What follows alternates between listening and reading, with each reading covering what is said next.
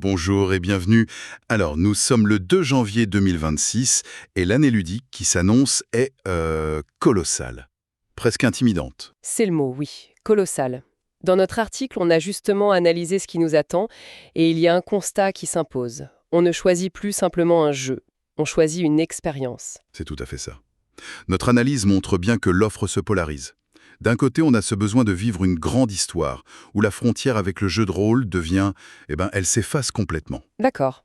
Ensuite, il y a l'envie d'être surpris, vraiment surpris, par des concepts totalement fous. Et enfin, on voit un grand écart entre des jeux experts très très cérébraux et des expériences purement relaxantes. Commençons peut-être par cette première grande tendance, cette quête d'épopée. On ne veut plus juste pousser des pions, on veut un destin, c'est ça? C'est exactement ça. Et l'exemple le plus spectaculaire, c'est Lens of Evershade. Ah oui. Mhm. Dans l'article, on l'a surnommé le Skyrim du jeu de plateau. Carrément. Bah oui, c'est un monde ouvert, on crée son personnage de A à Z, et surtout il y a une application qui agit comme un maître du jeu invisible. D'accord. Elle gère les PNJ, les conséquences de nos choix, elle adapte l'histoire en temps réel.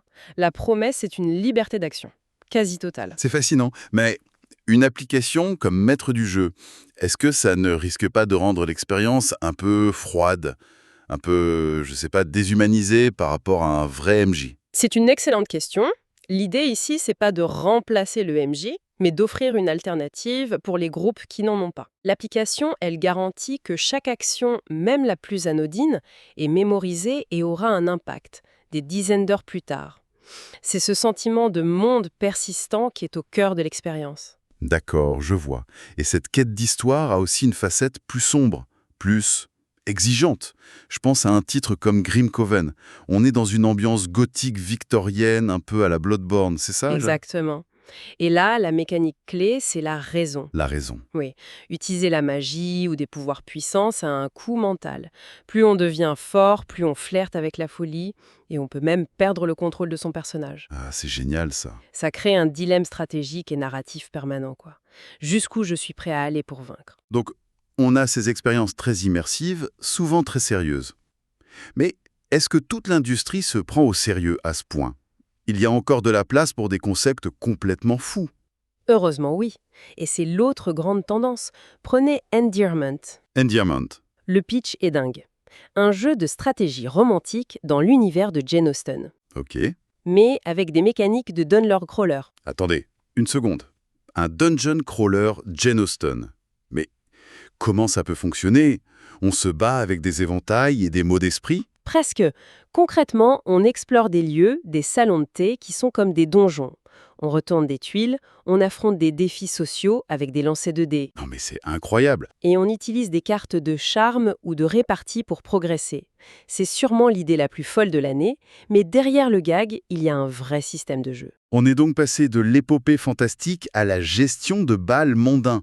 Et ce n'est pas fini. Pour montrer l'étendue de l'originalité, notre article mentionne aussi Night Soil. Ah, Night Soil. Alors là, le thème, c'est la gestion du ramassage des excréments dans le Londres des Tudors. C'est une blague? Et non, non, c'est scatologique, c'est cru, mais ça cache un jeu de gestion économique extrêmement pointu sur l'optimisation de route et la spéculation. C'est bien la preuve que n'importe quel thème peut donner un grand jeu. D'accord, mais à côté de cette folie créative, les amateurs de pure stratégie, eux, ne sont pas oubliés.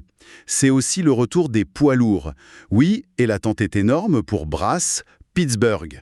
C'est la suite de la saga économique culte, cette fois l'acier et le charbon aux États-Unis.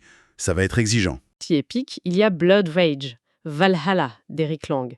C'est pas une extension, c'est un jeu complet où la bataille continue, après la mort. Le concept est génial. Oui, le combat continue au Valhalla, le paradis des guerriers.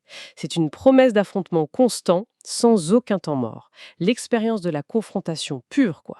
On a des épopées, des comédies absurdes, des casse-têtes stratégiques. Mais que faire si on a juste envie de se calmer, de vivre une expérience apaisante? C'est l'autre pôle du marché. On voit une vraie montée en puissance des jeux cosy.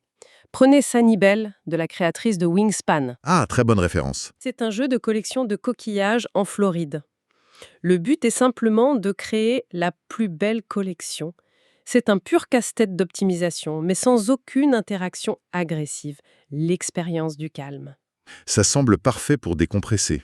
Et dans la même veine, il y a Teruan, un jeu d'exploration et d'expansion, mais entièrement pacifiste. Intéressant. Ici, le défi n'est pas de conquérir un adversaire, mais de coopérer avec la nature pour construire des cités harmonieuses, une vraie bouffée d'air frais. Ce qu'on voit dans notre analyse, finalement, c'est une incroyable maturité du marché. D'un côté, des expériences très longues, complexes, exigeantes.